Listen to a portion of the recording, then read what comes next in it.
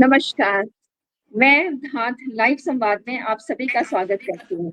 तो आज हम पुनरुत्थान के अपने 2 साथियों से बात करेंगे, जिसमें हमारे साथ हैं अशोक गोसाई जी, जो कि सेवानिवृत्त हैं उपनिदेशक विद्यालयी शिक्षा विभाग से और दूसरे साथी हमारे शशांक वाड़ी जी हैं, जो कि कैनरा बैंक में ऑफिसर हैं। तो वाड़ी जी हमसे थोड़ी देर में जुड़ेंगे। उससे पहले हम अ, अशोक जी का स्वागत करते हैं और उनसे कुछ बातचीत करें। जी नमस्कार सभी का स्वागत। धन्यवाद और अर्चना जी, जिन्होंने कल हमको ये मैसेज करा कि हम आज आपके पुनरुत्थान के साथी कार्यक्रम के संवाद कार्यक्रम में आज हम लाइव हो जाएंगे। Thank you. तो अशोक जी जो है हमारे बहुत पुराने सहयोगी हैं पुनरुत्थान कार्यक्रम के। सुबह आवाज साफ नहीं आ रही है। आवाज क्लियर नहीं है? नहीं, मेरी जो है अब सही आ रही है। इसमें कुछ लगता है कुछ अवरोध जैसा है। जी जी। तो गोसाई जी जो है वो हमारे साथ काफी पुराने समय से जुड़े हुए हैं और अभी आजकल वो प्राची बिष्ट को शिक्षा में सहयोग कर रहे हैं। तो क्योंकि गोसाई जी का अनुभव शिक्षा विभाग से है, तो हम उनसे सबसे पहले जानना चाहेंगे कि समाज को जागृत करने के लिए आम जन की क्या भूमिका होनी चाहिए। जी धन्यवाद।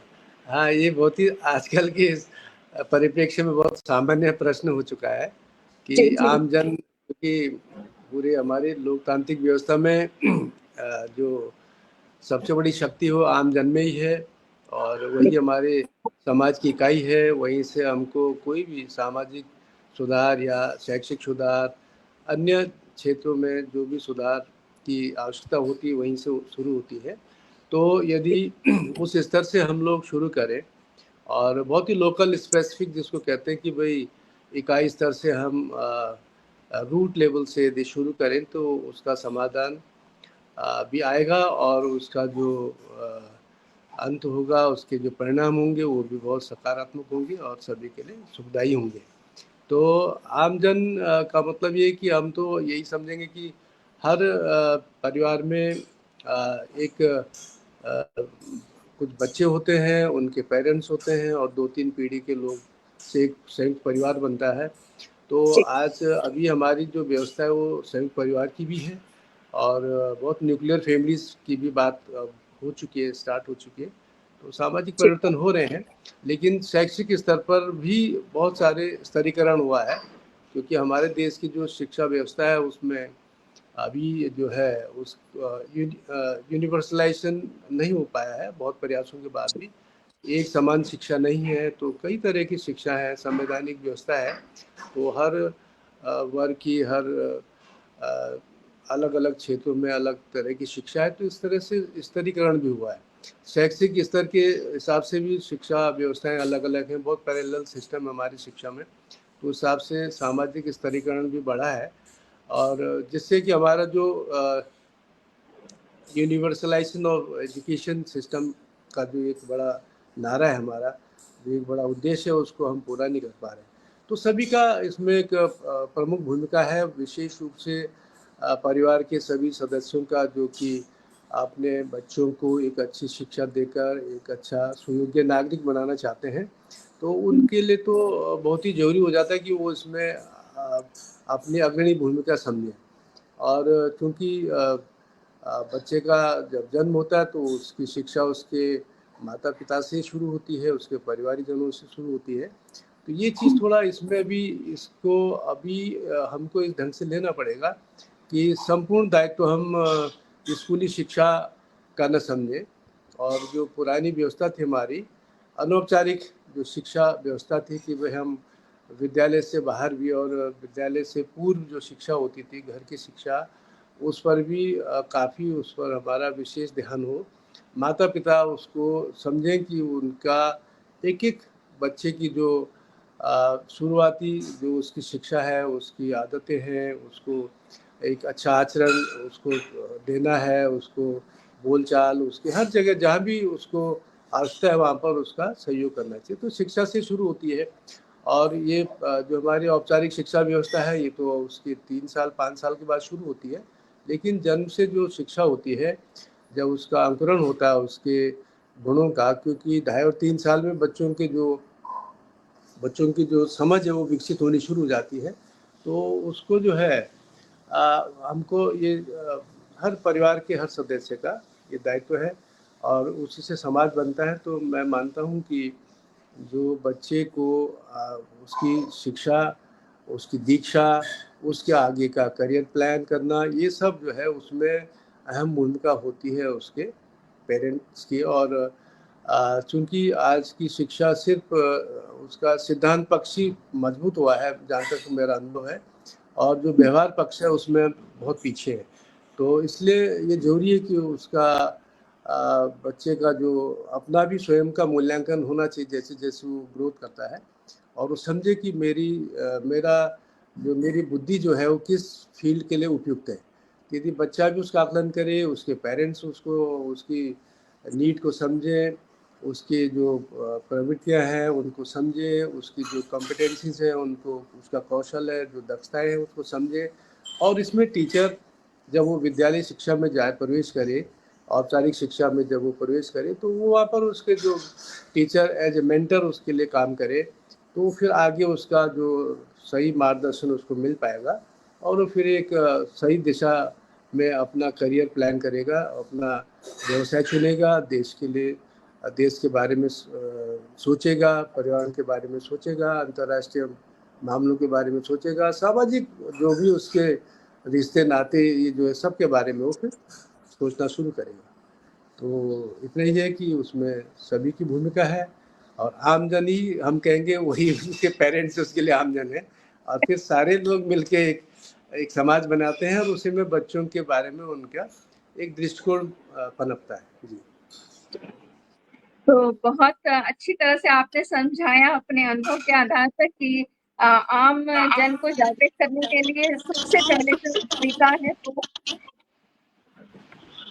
शोर छोटी मेरी आवाज में डिस्टरबेंस क्यों आ रहा है? मेरी साइड से तो सही है वैसे, एक बार चेक कर लीजिए।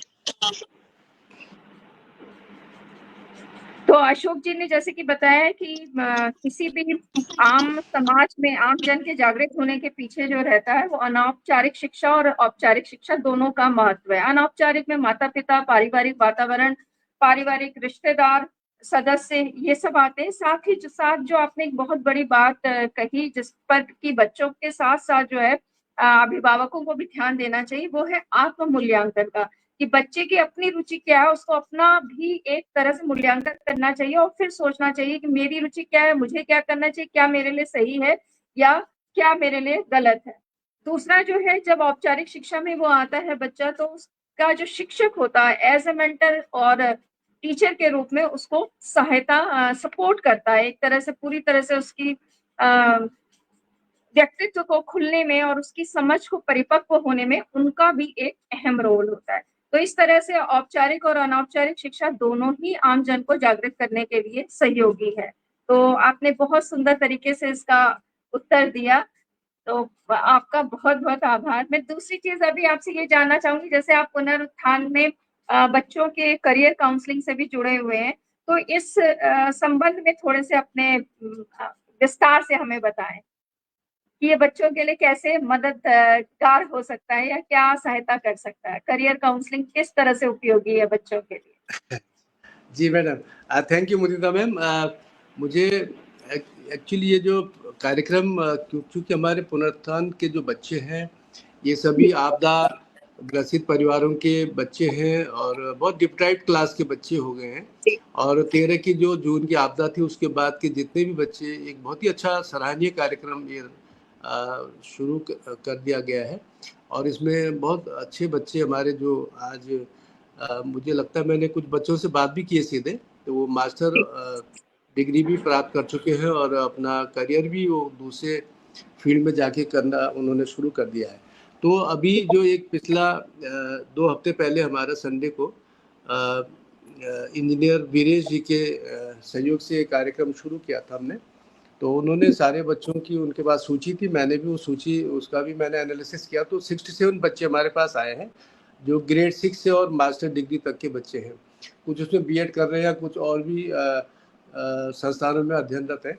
तो ऐसे बच्चों को हमने जोड़ने का प्रयास किया था और ऑनलाइन उनके साथ एक अच्छा सा इंटरेक्टिव प्रोग्राम रखा था। तो उसमें करीब धीरे-धीरे हमारे पहले प्रयास में बच्चे जुड़े, करीब 12-15 बच्चे हमारे जुड़ गए थे और बड़े अच्छा ढंग से उन्होंने हमको रिस्पॉन्ड करा। तो ये जो कार्यक्रम का जो जो अवधारणा रखी गई थी, पिछली जो आपसे ये इंटरेक्शन हुआ था हमारा पिछले करीब 5-6 महीने पहले, तो उसमें ये बात आई थी कि भी बच्चों को हमने आर्थिक सहयोग देना तो शुरू कर लिया, लेकिन उनका एक मंच ऐसा भी प्रदान किया जाए, ऐसा कोई एक फोरम उनके लिए तैयार किया जाए, जहाँ पर कि हम अपने अनुभव से उनको कुछ कुछ ना कुछ समथिंग और द अदर किसी भी फील्ड में, चाहे स्कॉलस्टिक फील्ड हो या को स्कॉलस्टिक में भी। और चूँकि हमारे इस परिवेश के बच्चे हैं वो, क्योंकि पर्वतीय अंचल के बच्चे हैं अधिकांश बच्चे, क्योंकि वहीं आपदाएँ आती हैं, वहीं के वो बच्चे हमारे लाभार्थी बच्चे होते हैं। तो उनके लिए एक ऐसा कार्यक्रम रखा जाए कि हम उनको स्कॉलस्टिक में शैक्षिक समर्थन तो उनको स्कूल से मिल रहा है, किताबों से मिल रहा है, दूसरे गैजेट्स हैं, सारे आजकल ऑनलाइन सुविधाएँ बहुत सारी हमारे पास हैं। लेकिन जो एक बच्चे को स्कूल से बाहरी ज्ञान से जोड़ना, स्कूली जो ज्ञान है कि पुस्तकीय ज्ञान को बाहरी ज्ञान से जोड़ना या बाहरी परिवेश से उसको जोड़ना, उसका अनुप्रयोग कैसे बच्चा करे, अपने लाइफ स्किल्स में कैसे वो उसको अनुभव के रूप में उसको जोड़े, विकसित करे। तो ये कार्यक्रम ऐसा होना चाहिए कि बच्चे का ओवरऑल जो उसका डेवलपमेंट है, जिसको हम कहते हैं कि उसका शारीरिक विकास भी हो, उसका चारित्रिक विकास भी हो, आचरण का भी हो, कंडक्ट रूल्स ऑफ कंडक्ट भी समझे, उसके कम्युनिकेशन स्किल भी उसमें आ जाए। बहुत सारी चीज़ें जो आज की हमारी इन बच्चों की आवश्यकता बन के सामने आती है। और देखा जाता है, मैंने भी अपने एक लंबे करियर में देखा कि ग्रामीण अंचल के बच्चे बहुत झिझकते हैं, सामने नहीं आ पाते, लीडरशिप की क्वालिटीज़ उनमें नहीं होती, कम्युनिकेट नहीं कर पाते। बहुत अच्छे बच्चे हैं, बहुत ही मतलब वो उनके अंदर जिज्ञासा है, बहुत ज़्यादा वो क्वेस्ट उनके अंदर है, लेकिन वो उसको जानते समझते भी उसको अभिव्यक्त नहीं कर पाते। तो बहुत सारी चीज़ें जो हमने समझी अब तक, और मुझे लगा कि हम वैसे बहुत सारे फील्ड में काम कर रहे हैं अभी भी। पोस्ट रिटायरमेंट हम कहीं जाते हैं, कहीं पर किसी इंस्टीट्यूट में चला की रिसोर्स पर्सन के रूप में जाते हैं, लेकिन मुझे लगता है कि इन बच्चों को यदि हम जो हमने जाना समझा सीखा है, यदि इन बच्चों की वो काम आए तो ये बहुत सही निर्णय होगा, सही कार्य होगा, सही उत्पादकता किया जहाँ तक हम परिणाम की बात है, तो ये सबसे अच्छी चीज़ होगी यदि इन बच्चों के लिए हम थोड़ा करें। तो वीरेश जी के साथ और आपसे पहले बात हुई थी, फिर मैंने सचिव साहब से बात करी, तो तन्मय जी ने कहा ही बहुत अच्छा है, आइडिया है। जगमोहन रावत जी जो इसके प्रभारी हैं, उनसे बातचीत हुई, तो इन बच्चों को एक मंच देना बहुत ज़रूरी समझा गया, सभी की इसमें सहमति बनी। तो अभी समय की थोड़ा सा ये रहा कि अभी बरसात था, बच्चों की स्कूल हैं, उनके एग्जामिनेशंस हैं, तो ये सब बातें, लेकिन एक मीटिंग हमारी हो गई है और उसमें चीज़ हमने रखी थी कि पुनरुत्थान कार्यक्रम के अंतर्गत जितने भी कक्षा 6 से और कक्षा मेरे ख्याल मास्टर डिग्री के बच्चे और जो पास कर चुके उनको भी हमने इसमें जोड़ने की कोशिश करी, और ऐसे कॉमन प्रोग्राम रखे जाए, उन टॉपिक्स पे बात की जाए और बहुत प्रैक्टिकल हो। ये नहीं कि हम सिर्फ अपनी विद्वता प्रदर्शित करें और बात ख़त्म कर दें। उनके लिए उसको थोड़ा सा बहुत फैक्चुअल और कुछ ऐसे उसमें एक्सरसाइजेज हों जो बच्चे करें और उसको डेली अपने रूटीन में रखें, लाएँ, अभ्यास में लाएँ, जिससे कि धीरे-धीरे उनका एक कौशल के रूप में उनको प्राप्त हो सके ना। तो ये कोशिश है। जैसे हमने कहा भी, सबसे पहले बच्चों की कोई दिनचर्या नहीं होती, अपनी कोई डेली डे रूटीन नहीं होता उनका, कभी भी जो भी काम होता है उसको कर लेते हैं ना। कौन हमारी प्रायोरिटी का काम उसको पहले करना चाहिए, किस समय करना चाहिए, स्कूली जो पढ़ाई उसका रिवीजन कैसे करना है, जो करिकुलम है उसको पहले कैसे हम डिवाइड करें। तो ये बहुत सारी चीज़ें, उसके अलावा जो को करिकुलर एक्टिविटीज़ तो उनको कैसे टाइम मैनेज करते हैं उनको भी उसमें सम्मिलित करें, बहुत सारी चीज़ें। तो हमने कहा किशोर वयवर्ग के लिए आदर्श दिनचर्या, स्कॉलस्टिक एंड पोस्ट स्कॉलस्टिक एक उनके लिए आदर्श दिनचर्या पे मैंने एक थोड़ा पीपीटी तैयार भी किया, एक टॉपिक बनाया है। तो पहले हम चाहेंगे वहाँ से शुरू करेंगे कि बच्चे पहले अपने एक रूटीन बनाना शुरू करें और उसको अपने डे टू डे लाइफ में उसको लाएं। उसमें स्कूली पाठ्यचर्या भी होगी और बाकी जो उसकी शेष घंटे हैं उसको कैसे वो करता है, नियोजित करता है, उसको भी उसमें रखेंगे। फिर क्योंकि सब बच्चे पढ़ने वाले हैं, अध्ययनरत हैं, तो उनके लिए प्रभावी अध्ययन के सरल तरीके मैंने एक टॉपिक कोशिश करी कि इसको भी मेरे पास पहले से भी था और उसकी विधियाँ क्या हो सकती है, इस पर भी हम चर्चा करेंगे। फिर हमने कहा कि भाई अब आचरण की के ऐसे कोई नियम तो नहीं, लेकिन हमने एक अच्छा आचरण कैसे कर सकता बच्चा, तो उस पर भी एक टॉपिक एटिकेट्स के बारे में ना, कि आजकल जो जनरल एटिकेट्स हैं वो एटिकेट्स बच्चों में नहीं रहते, तो कैसे वो एटिकेट्स क्या है ना, चाहे वो स्कूल में हो, घर में हो, ऑफिस में हो, तो ये सब के लिए उपयोगी हो सकता है। ऐसी भाषाई दक्षता में हमारे बच्चे बहुत पीछे हैं, चाहे वो हिंदी, अभी तो हिंदी भाषा हमारे बच्चों की अच्छी नहीं है ना, उनमें शब्दों का चयन कैसे होना चाहिए, वाक्यों का कैसे चयन होना चाहिए, कैसे वाक्य बनेगा, पूरे वाक्य में जवाब देना है, प्रश्न पूछना आना चाहिए, तो बहुत सारी चीज़ें, तो भाषा दक्षता को लेके भी हम चाह रहे हैं कि ऐसा कुछ हो। समय प्रबंधन टाइम का बहुत महत्व तो बच्चे नहीं समझते हैं, तो समय प्रबंधन को भी लेके हम एक अच्छा सा टॉपिक के रूप में उसको ले सकते हैं। तो ऐसे ही अपना जो सेल्फ असेसमेंट पे बात कर सकते हैं, मैनेजमेंट जो बच्चे का लीडरशिप पर बात कर सकते हैं, और बुद्धि परीक्षण बच्चे बुद्धि, क्योंकि 7 बुद्धियाँ होती हैं हमारे पास, इंटेलिजेंस होती है, तो उनमें से कौन सी बुद्धि है मेरी, उसका एक परीक्षण का तरीका उनको बताएं, उसका एक फॉर्मूला बताएं, तो बच्चे उसमें दक्ष हो सकते हैं। तो शुरू में ही अपना शॉर्ट एनालिसिस कर लेंगे, तो जब वो एनालिसिस करना जान जाएंगे तो अपना मूल्यांकन भी समय समय पर करना शुरू कर देंगे। उससे बच्चे को अपनी जो कमियां हैं, जो पर्सनैलिटी लैप्सेस होती हैं, उनको वो समझ पाएगा और उस उनकी फिर उन पर एक्सरसाइज करेगा, उनका अभ्यास करेगा, तो उनको दूर करेगा। तो इस तरह धीरे धीरे इन बच्चों को हम चाह रहे हैं कि सिर्फ एक तरह का फिजिकल या फाइनेंशियल सपोर्ट न मिले, इनको कुछ इनका करियर कैसे और अच्छा हो सके, उसका उसको पर्सनालिटी में कैसे निखार आए और कैसे उसका और उन्नत तरीके वो अपनाएं। तो इस तरह से भी हम चर्चा करें, उसको एक्सरसाइज करें, सुबह उनका जो उठना है, उठने से लेकर सोने तक का उनको एक अच्छा सा एक जैसे हम चाहते हैं कि भाई जैसे हम भी बड़े डिसिप्लिन में हम लोग रहते थे पहले से ही, है ना, उसी समय हम भी, क्योंकि टीचिंग में रहे हम भी शुरुआती अपने करियर में, फिर कई जगह फिर काम करने का अलग अलग भूमिकाओं में काम करने का अवसर मिला। तो ये अनुभव से हमने जाना है कि वास्तव में हम भी जैसे गांव से चले हैं लोग, तो आज जहाँ पर भी हैं तो अपने ये जो सीखने की उत्कंठा होती है, एक होती है, वो उनमें कैसे डेवलप हो, इस तरह से टॉपिक्स पे हम बात करते रहे।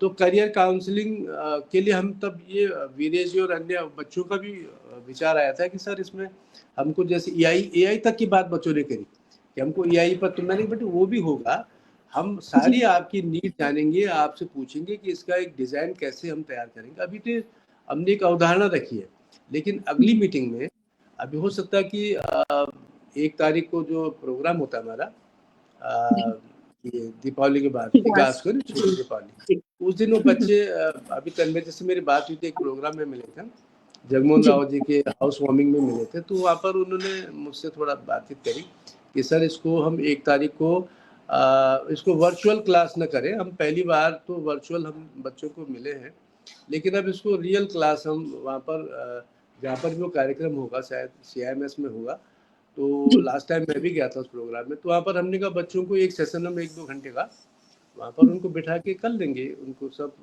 चीज़ें बहुत क्लियर कट समझा देंगे और फिर आगे के लिए तैयार हो जाएंगे कि ऑनलाइन हम कैसे जुड़ेंगे और कब ये रखेंगे, उसकी फ्रीक्वेंसी क्या होगी, ये सब बातें उस दिन तय हो जाएंगी। तो थोड़ा अभी हमारे पास 20-22 दिन का समय है, तो एक अच्छा सा टॉपिक लेके उस दिन उस टॉपिक को भी हम उनसे ब्रीफ कर लेंगे और साथ साथ उनको पूरे कार्यक्रम का विस्तार से उनको बता भी देंगे, और उनसे फिर इस बीच उनसे जो भी उनकी क्वेरीज होंगी, जो उनका दिमाग में एक माइंडसेट होगा कि भी कैसे होना चाहिए, हमको क्या क्या चाहिए, तो ये चीज़ें भी धीरे धीरे उनसे हम ले लेंगे। तो यही है, और इसमें इसको विधिवत तरीके से करेंगे। हम चाह रहे हैं कि बच्चों को, जैसे आप है, किसी को बीच में हम एक कोई वंदना, कोई प्रेरक प्रसंग या कोई छोटी सी प्रेरक कहानी, इस तरह से बीच-बीच में उनको थोड़ा एंटरटेन भी करते रहेंगे, जिससे ये बहुत ज़्यादा मोनोटोनस ना हो सेशन हमारा 1 घंटे का। तो इस तरह जी। से इसको और अच्छे डिज़ाइन कर लेंगे, आप लोगों से हम परामर्श लेते रहेंगे।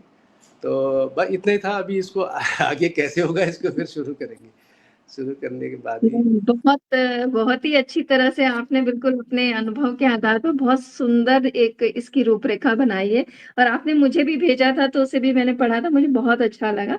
लेकिन जो भी आपने कहा है उसके लिए आदर्श दिनचर्या बहुत ज़रूरी है। करियर काउंसलिंग आसान तो नहीं है, इसमें बहुत सी छोटी-छोटी चीज़ें मिल कर के एक तरह से उसको संपूर्ण बनाती हैं।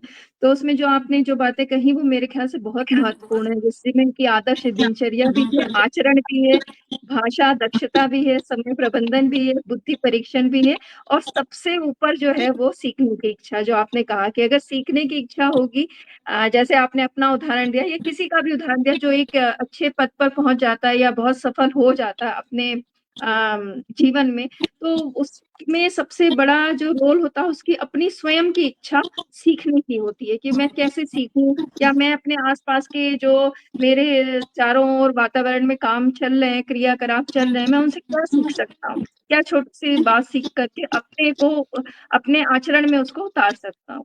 तो बहुत ही मतलब आपने एक साधारण तरीके से असाधारण बात को समझा दिया, तो बहुत अच्छा लगा कि उनको छोटे-छोटे स्टेप में बाँटना या छोटे-छोटे कदमों में बाँट दें और फिर उसके बाद उस पर कार्य करें, तो ये बच्चों के लिए ज़्यादा बढ़िया रहेगा। बहुत ही अच्छा आपने बताया।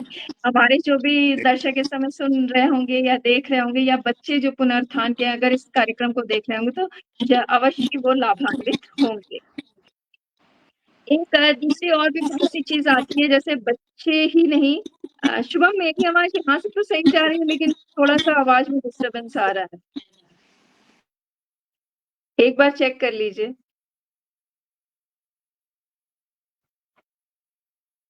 हाँ, तो हम अभी बात कर रहे थे अशोक गोसाई जी से और उन्होंने अपने अनुभव के आधार पर हमें बहुत ही अच्छी बातें बताई जो कि हमारे पुनरुत्थान के बच्चों के लिए काफ़ी लाभदायक होगी। साथ ही जो अभिभावक इसे सुन रहे होंगे, अगर वो भी इसे समझें और अपने बच्चों के आचरण में इसको उतारने की कोशिश करेंगे तो उनके लिए बहुत लाभदायी होगी।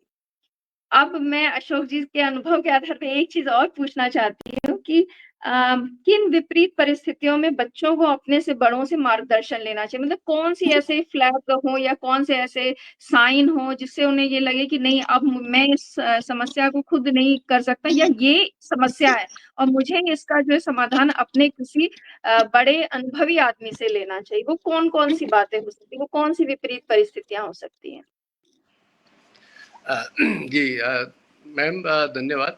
तो ये अच्छा प्रश्न है और आज के लिए बहुत ही सामयिक भी है, प्रासंगिक भी है कि बच्चों को उनके अध्ययन में या उनके जो भी दूसरी समस्या होती है, विशेषकर बालिकाओं के लिए, तो बहुत सारी बाधाएँ ऐसी आ जाती हैं कभी-कभी कि उनको सही समय पे सही मार्गदर्शन नहीं मिल पाता, सही व्यक्ति के द्वारा मार्गदर्शन नहीं मिल पाता।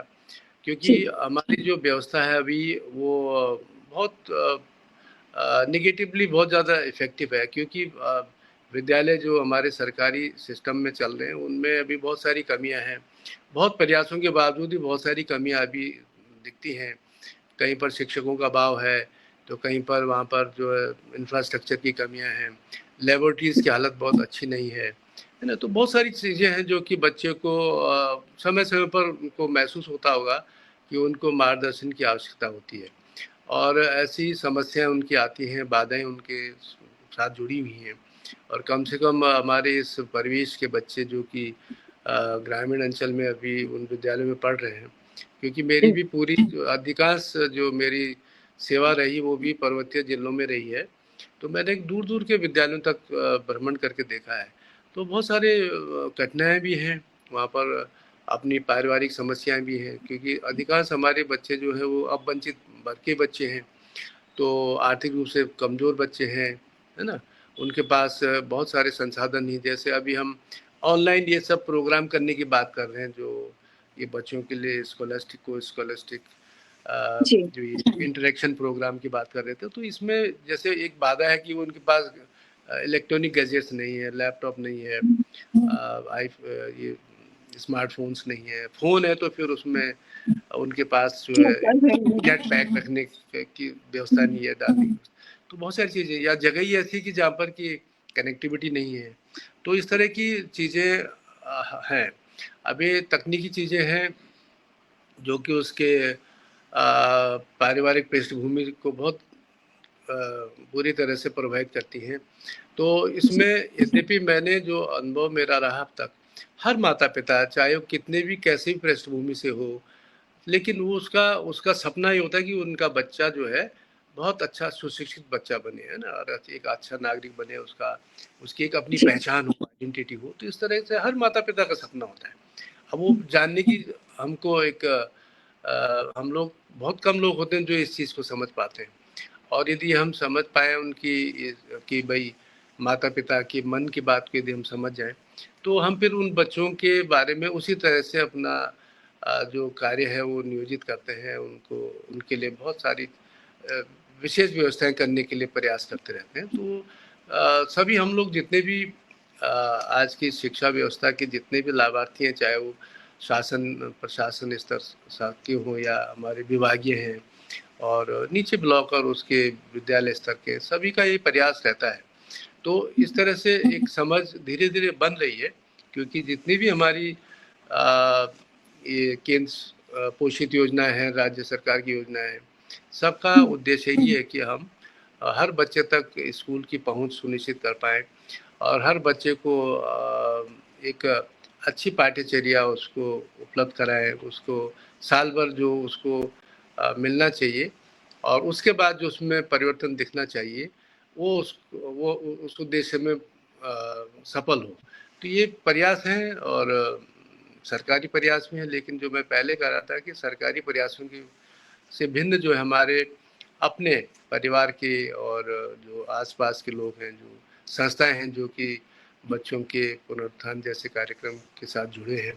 तो ऐसे प्रयासों की बहुत आवश्यकता है आज के हमारे इस कम से कम उत्तराखंड के और इसी तरह के दूसरे प्रदेशों में जो इस तरह के बच्चे हैं जो आपदाग्रस्त परिवार के बच्चे हैं, डिप्राइव्ड बच्चे हैं या जो वंचित बच्चे हैं।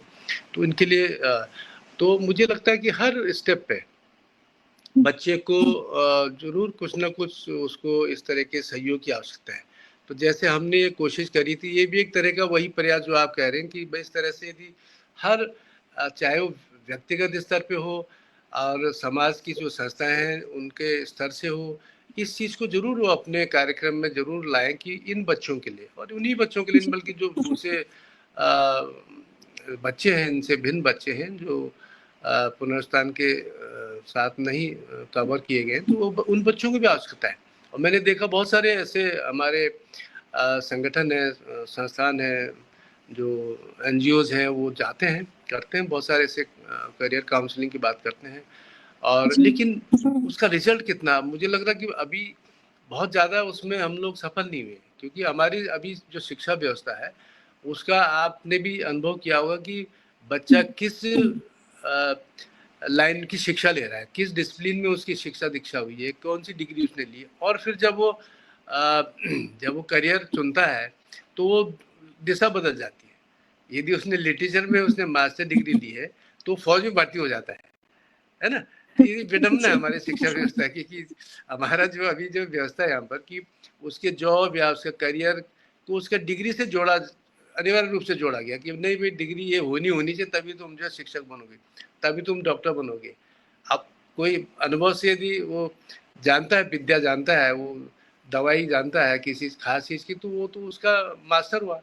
लेकिन हम कहते नहीं एमबीबीएस हो तो उसको एमएस करना ज़रूरी है और फिर वो बाद में आयुर्वेद की प्रैक्टिस शुरू कर देता है। मैंने बहुत सारे इंजीनियर देखे जिन्होंने आयुर्वेद में बाद में अपनी प्रैक्टिस शुरू कर दी। तो ऐसी भी हमारी ये शिक्षा की दोष है, हमारी जो व्यवस्था है उसका दोष है और इसलिए इन सब चीज़ों को देखते हुए मुझे लगता है कि बच्चे को हर स्तर पर उसको एक अच्छे गाइड की ज़रूरत है, एक अच्छे मेंटर की ज़रूरत है और यदि ये होता है तो उसको शुरू से एक अच्छी दिशा मिलेगी तो उसकी दशा भी स्वतः ही सुदृढ़ हो जाएगी। जी। तो बहुत अच्छी बात आपने बताई है कि दिशा और दशा अच्छी होने के लिए जो है बहुत स्तर पर जो है उसको संरक्षण की आवश्यकता होती है। चाहे वो भावनात्मक रूप से हो, चाहे व्यक्तिगत रूप से हो, चाहे आर्थिक रूप से हो या सामाजिक रूप से हो। तो परिवार से लेकर के वो स्कूल जा रहा है, वहाँ शिक्षक तक में कई स्तर पर जो उसे अलग-अलग तरह के लोग मिलते हैं, वो उसके भविष्य को सँवारने के लिए एक छोटा ही नहीं, छोटा लेकिन प्रभावकारी सहयोग करते हैं। तो हमें इन सब चीज़ों को नज़रअंदाज नहीं करना चाहिए और बहुत सी ऐसी संस्था जैसे आपने बताई कि कुछ संस्थाएँ ऐसी होती हैं जो खुद विद्यालयों में जाती हैं, बच्चों से मिलती हैं और उनको जहाँ पर भी मार्गदर्शन की आवश्यकता होती है उसको देने की कोशिश करती है। तो इसमें बच्चे के साथ-साथ परिवार या उससे जुड़ा हुआ जो भी अ, बड़ा आदमी है वो उसको खुद बच्चों को देख कर के ये समझना चाहिए कि इसको कहाँ पर किसकी सहयोग की आवश्यकता है और उनको इसे लेने में संकोच नहीं करना चाहिए। तो 3 जो बातें आपने बताई ये तीनों ही जो थी काफ़ी ज़रूरी थी और मेरे ख़्याल से आज जो बच्चे सुन रहे होंगे या अभिभावक सुन रहे होंगे वो इससे लाभान्वित ज़रूर होंगे और एक बार उन्हें ये सोचने का मौका मिलेगा कि हाँ, इस तरह से भी हम सोच करके बच्चों की समस्याओं को काफ़ी हद तक कम कर सकते हैं। तो शशांक जी तो लगता है हमसे नहीं जुड़ पा रहे हैं। तो अगला जो मैं प्रश्न आपसे जानना चाहूँगी या जो अच्छा शायद जुड़ ही गए हैं। नमस्कार शशांक जी। स्वागत है आपका हमारे कार्यक्रम में। नमस्कार मैडम। मैं माफी चाहूंगा थोड़ा लेट ज्वाइन करने के लिए, कुछ निजी जी, कारणों जी। के कारण मैं ज्वाइन नहीं कर पाया जल्दी। जी, जी। ठीक है मैडम, तो कंटिन्यू करिए मैडम शशांक प्लीज जो आप। है जी, शशांक जी केनरा बैंक में हैं ऑफ़िसर हैं और आप जो है कार्तिक नाम के एक बच्चे को की शिक्षा में सहयोग कर रहे हैं। तो ये बहुत बड़ी बात है और अब मुझे ये भी पता चला है कि शशांक जी पहले धाद में बहुत प्रभावी रूप से कार्यरत थे, लेकिन अपनी जो आजीविका है उसकी वजह से उनको समय कम मिल पाता है, लेकिन फिर भी अभी भी वो प्रभावी तरह से हमारी संस्था से जुड़े हुए हैं और जहाँ पर भी ज़रूरत पड़ती है वो अपना सहयोग देते रहते हैं। तो शशांक जी चूँकि आप युवा पीढ़ी को रिप्रेज़ेंट करते हैं, तो मैं आपसे ये पूछना चाहती हूँ जो हमारे पुनरुत्थान के बच्चे हैं इसको देख रहे होंगे या हमारे अभिभावक भी इसको देख रहे होंगे, तो मैं ये जानना चाहती हूँ परीक्षा या सामान्य दिनों में क्या दिनचर्या एक सी होनी चाहिए या अलग-अलग होनी चाहिए? मुझे लगता है कि आप परीक्षा की जो तैयारी करते हैं वो परीक्षा के जी। टाइम में ना होके पूरे साल भर हुँ, तैयारी होनी चाहिए। अगर आप पूरे साल भर हुँ, किसी भी पेपर की तैयारी करेंगे तो आपको परीक्षा के दिनों में बहुत कुछ अलग करने की जरूरत पड़ेगी नहीं। अगर आप हुँ, पूरा साल भर आप मेहनत करेंगे और पढ़ाई को टाइम देंगे, आप एक रूटीन को फॉलो करेंगे अपना, तो जी। आपको पेपरों के टाइम में बहुत ज्यादा कुछ अलग करने की जरूरत नहीं है। हाँ, थोड़ा टाइम हमको एक्स्ट्रा देना पड़ता है पेपरों में, आपको रिवीजन करना पड़ता है। मतलब आप, मुझे लगता है कि हमको ये ध्यान रखना चाहिए कि हमारा कोर्स पहले ही कंप्लीट हो जाए और हम रिवीजन पे ध्यान दें, ना कि हुँ, हम कोर्स कंप्लीट करने पे ध्यान दें पेपरों के टाइम पे। तो थोड़ा जो प्रैक्टिस पेपर होते हैं उन पे ध्यान दें, तो हम अच्छा कर सकते हैं स्कोर, हम किसी भी पेपर में अच्छा कर पाएंगे। ठीक है, तो शशांक जी का कहना और जैसे बड़े अनुभवी लोग बोलते हैं और ज़्यादातर लोगों की यही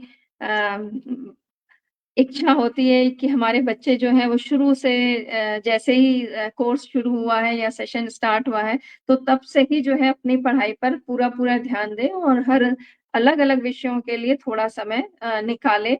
और जो आपने शशांक जी ने सबसे बढ़िया बात बताई है, वो ब बच्चों के लिए भी बहुत अच्छा है, उन्हें इस पर अमल करना चाहिए कि परीक्षा में ही आपको जो है ज़्यादा एक्टिव होने की ज़रूरत नहीं है। अगर आप साल के शुरू से ही और हर विषय के लिए अपना समय निकाल कर के उसको देख रहे हैं, उस पर अपना अभ्यास कर रहे हैं, तो आपको परीक्षा के समय पर ज़्यादा ध्यान देने की ज़रूरत नहीं है। वो एक नॉर्मल रूटीन में आपका चल जाएगा क्योंकि आपने बहुत ज़्यादा पहले से ही प्रैक्टिस कर ली है। तो अभ्यास बहुत ज़रूरी है, 1 बार नहीं, 2 बार नहीं, 3 बार नहीं, आप कई बार करिए और शायद इसी तरह से जो है लोगों में स्कूलों में इस तरह का कॉन्सेप्ट भी है कि प्री बोर्ड कई राउंड करते हैं, जिससे कि बच्चे का पूरा कोर्स कई राउंड में बार-बार जो है उसका अभ्यास होता रहे और उसके दिमाग में वो जो ज्ञान है वो स्थिर रूप से रहे। तो ये बहुत सही बात है और मैं पुनरुत्थान से जुड़े बच्चे अगर इसको देख रहे हैं तो उनसे कहूँगी कि अपने सेशन के शुरू होने से ही अपनी पढ़ाई पर विशेष ध्यान दें और जो सब्जेक्ट समझ में आपको नहीं आ रहा है उस पर विशेष ध्यान देकर अपने बड़ा जो भी है उससे या अपने शिक्षक से उसके बारे में ज़रूर बात करें। अच्छा, एक और बात मैं आपसे करना चाहूँगी शशांक जी। जैसे कठिन और अरुचिकर विषय जो होते हैं, उसमें पारंगत होने के लिए क्या उपाय करने चाहिए? मुझे लगता है कि कठिन विषयों में आपको ज़्यादा मेहनत की ज़रूरत है। आप जितना टाइम अपने जो अच्छे विषय हैं, जिनमें आपकी पकड़ अच्छी है, उनमें जितना टाइम आप दे रहे हैं, उससे ज़्यादा टाइम आपको कठिन विषयों में देने की ज़रूरत है। अगर आपको कहीं पे समस्या लगती है, तो आप अपने जो आपके सीनियर हैं, किसी को आप जैसे आपके अध्यापक होते हैं, उन्हें आप मेंटोर बना सकते हैं और उनसे बार-बार सवाल कर सकते हैं। कोई भी अध्यापक किसी भी बच्चे को सवाल के जवाब देने के लिए मना नहीं करता है और अगर आप उनसे लगातार टच में रहेंगे, उनसे ज्ञान लेते रहेंगे तो आपको वो और अच्छा तरीका बताएंगे जिससे आप अपने कठिन विषयों में अच्छी पकड़ बना पाएंगे। अगर हो सकता है आपके मार्क्स उतने कठिन विषयों में उतने अच्छे ना आए जितने आपके अच्छे वाले विषयों में हैं, पर अगर आप उसमें एवरेज से ऊपर कर लेंगे तो बाकी विषयों में आप उसको और कवर करके अच्छे मार्क्स ले सकते हैं। तो जो बच्चे हैं या अभिभावक हैं उनको इस बात पे ध्यान देना चाहिए क्योंकि बच्चों के कुछ ना कुछ इतने 5-6 विषयों में से कोई ना कोई ऐसा विषय होता ही है किसी न किसी बच्चे का जो उसको उसकी अरुचि का कारण हो सकता है, जो उसे पसंद नहीं होता है। लेकिन हमें अपने कठिन विषयों से भागना नहीं चाहिए बल्कि सबसे पहले उनको उसी सब्जेक्ट को एड्रेस करना चाहिए और उसमें ये ध्यान देना चाहिए कि मुझे क्या समझ में नहीं आ रहा है किसी भी विषय में और उसको अपने बड़े से या अपने परिवार में कोई हो बताने वाला उससे बड़े भाई-बहन से, अड़ोस में, पड़ोस में कोई हो उनसे या अपने शिक्षक से इस विषय पर खुलकर बात करनी चाहिए। क्योंकि आपकी समस्या आप ही हल कर सकते हैं। तो इस बात पर मैं भी बच्चों से यही कहना चाहूँगी कि अगर आपका कोई विषय जो आपको अच्छा नहीं लगता है, आपका फ़ोकस पहले उस पे होना चाहिए क्योंकि जो विषय आप कर सकते हैं, उसको तो आप कर ही लेंगे। जो नहीं कर सकते, उसमें सबसे पहले आप ढूँढें कि आप क्या नहीं जानते हैं और उन चीज़ों पर अगर आप काम करना शुरू करेंगे, तो मेरे ख़्याल से जो आपका आगे की रुचि होगी, वो अपने आप ही जागृत होगी। आप समझ जाएँगे कि हाँ, इसमें ये कठिनाई है और मुझे इस कठिनाई को सीखना है या इससे आगे बढ़ना है। तो शशांक जी ने बहुत अच्छा उत्तर दिया कि आपको अगर किसी सब्जेक्ट में अरुचि है, तो पहले उससे ही शुरुआत करें और उस पर ढूँढें कि कहाँ समस्या है और उसका समाधान खुद ही ढूँढें अपने बड़ों से मिल कर के। तो शशांक जी और अशोक जी का मैं बहुत-बहुत धन्यवाद करना चाहूँगी क्योंकि अशोक जी ने आज बहुत बढ़िया प्रश्नों के उत्तर दिया और मेरे ख़्याल से वो हमारे अभिभावक और बच्चों के लिए बहुत लाभकारी होंगे।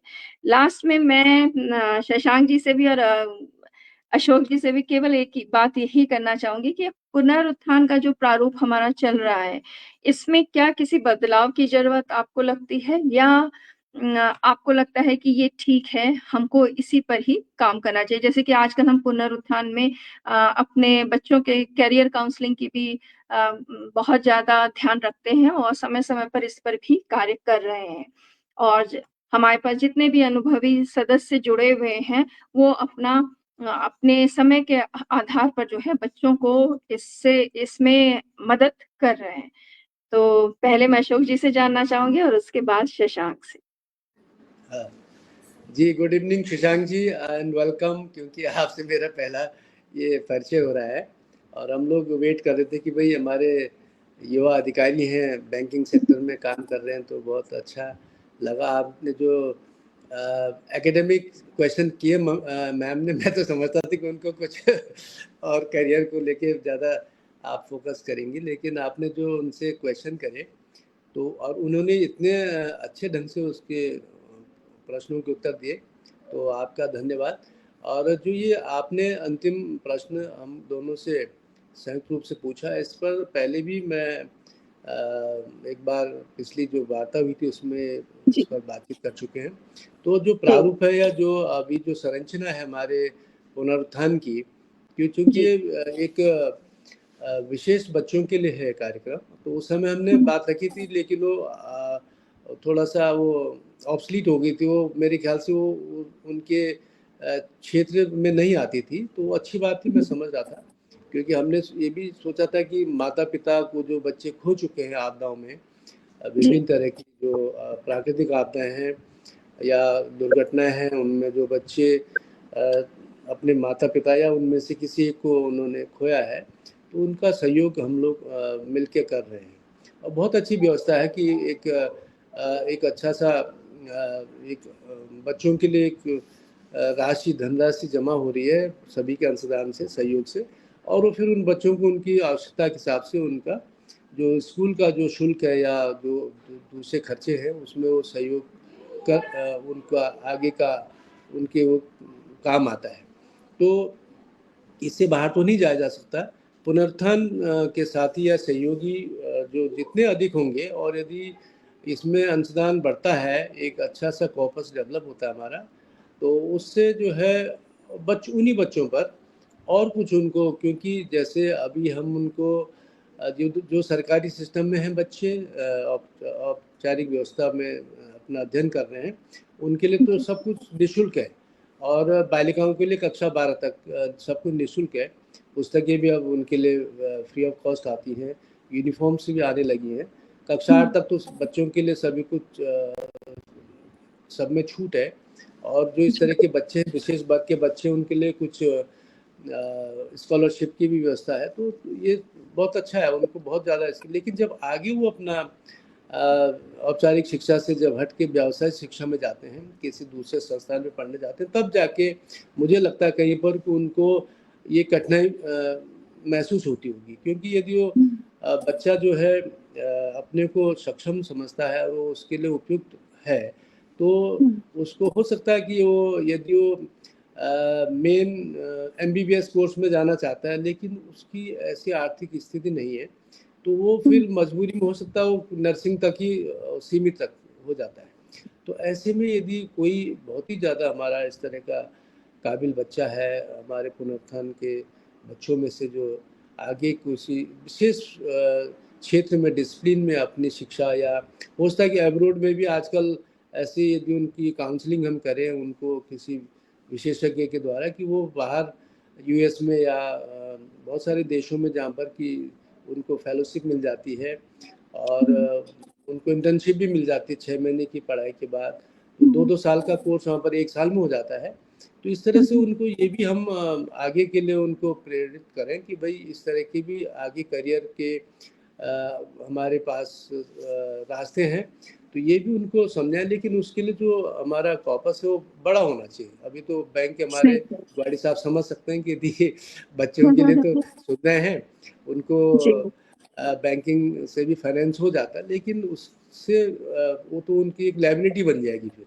तो ऐसे में हम चाहेंगे कि इसको थोड़ा-सा इस तरह से और आगे बढ़ाएं उन्हीं बच्चों को, है ना? पिछली बार हम कह रहे थे उन बच्चों से भिन्न बच्चों को भी इसमें कवर करें, लेकिन वो संभव नहीं है। लेकिन उन्हीं बच्चों को यदि उनको और बेटरमेंट के लिए और अच्छे उनकी जो शैक्षिक योग्यता के हिसाब से या उनकी जो अपनी जो योग्यता के हिसाब से उनको हम आगे बड़ी पढ़ाई के लिए भी यदि वो जाना चाहता है तो उसका सहयोग कर सकें। तो थोड़ा इस तरह से हम प्रयास करेंगे, और इसमें कुछ नहीं करना, ज़्यादा से ज़्यादा लोग इसमें जुड़ेंगे, जुड़ने के लिए सब तैयार हैं। अब अपने फैमिली के मेंबर्स को या जो भी जैसे लोग रिटायर हो रहे हैं, तो उस समय उनको अप्रोच करें तो ज़रूर वो एक बच्चे को अपना सहयोग देने के लिए हमेशा आगे आना चाहेंगे। तो इस तरह से प्रयास करेंगे। तो प्रारूप बहुत सही है, कोई ज़्यादा इसमें परिवर्तन की गुंजाइश नहीं है, और फिर उनकी एक कार्यकारिणी होती है, अपनी कमेटी है, वो लोग इसमें तय करते होंगे कि हमको किस प्रारूप में अब आगे इसकी संरचना में कैसे बदलाव लाना है। जी, धन्यवाद। बहुत अच्छा। आपका विचार भी बहुत बढ़िया है कि बच्चा जो अगर योग्य है और वो आगे बढ़ना चाहता है, तो उस पर हम किसी भी विशेषज्ञ करियर काउंसलर से मिल करके उसको सहायता कर सकते हैं, और साथ ही हमारा जो समूह है उसमें कुछ लोग आगे आकर के अगर उन बच्चों की सहायता कर देते हैं, जैसे कि बाहर अगर वो जाना चाहता है, अब्रॉड में जाना चाहता है, तो वहाँ पर भी काफ़ी स्कॉलरशिप है, उसके बारे में जानकारी दे कर के उसकी यात्रा को और सफल किया जा सकता है। तो बढ़िया है।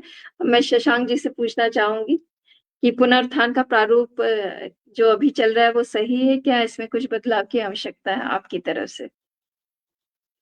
पहले तो मैं अशोक सर का धन्यवाद देता हूँ, और जो उन्होंने बात करी अशोक सर ने, वो मुझे बहुत अच्छी लगी कि अभी हम जो सहायता प्रदान कर रहे हैं इस बच्चों को, तो स्कूली क्षेत्र तक सीमित है, अभी स्कूली शिक्षा तक सीमित कर रहे हैं। तो अगर हम अपना कॉर्पस बढ़ाएंगे और हमारा कॉर्पस बढ़ेगा, तो हम उन्हें आगे भी उनकी पढ़ाई के लिए प्रोत्साहित कर सकते हैं, और वो आगे कुछ अच्छा और कर सकते हैं। कोई गवर्नमेंट जॉब्स में जा सकते हैं बच्चे, या एमबीबीएस, जैसे चलने का एमबीबीएस के लिए कर सकते हैं, या फॉरेन भी बच्चे जा सकते हैं। अगर किसी में पोटेंशियल है तो हमको उसको सपोर्ट करना चाहिए। हम थोड़ा कॉर्पस बढ़ाएंगे, ट्राई करेंगे, तो हमारा कॉर्पस बढ़ सकता है। पहली बात तो सर को मैं पूरी तरह सपोर्ट करता हूँ इस बात पे।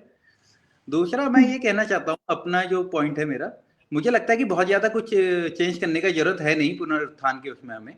बट एक हम जो कर सकते हैं कि आजकल जो यूथ है वो सोशल मीडिया से बहुत ज्यादा इन्फ्लुएंस होता है। मैं यूथ की बात करूंगा यहाँ पे। तो जी। यूथ आजकल सोशल मीडिया से बहुत ज्यादा इन्फ्लुएंस होता है, और हम अगर देखेंगे तो बच्चों पे फोन आजकल बहुत जल्दी आ जाते हैं, चाहे वो किसी भी क्षेत्र में रहते हो। ग्रामीण क्षेत्रों में रहने वाले बच्चों पे भी आजकल फोन है, स्मार्टफोन हर किसी पे है, अवेलेबल है।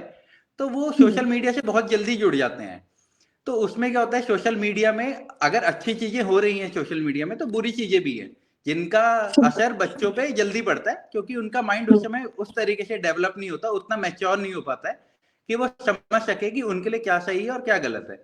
तो हम अगर इस तरीके से उनको कुछ काउंसलिंग प्रोवाइड कर पाए, क्योंकि क्या होता है आजकल मैंने देखा है, जो मैंने न्यूज में पढ़ते हैं और बात करके जो पता चलता है, कि आजकल बच्चे मेंटल प्रेशर भी बहुत लेने लग गए हैं।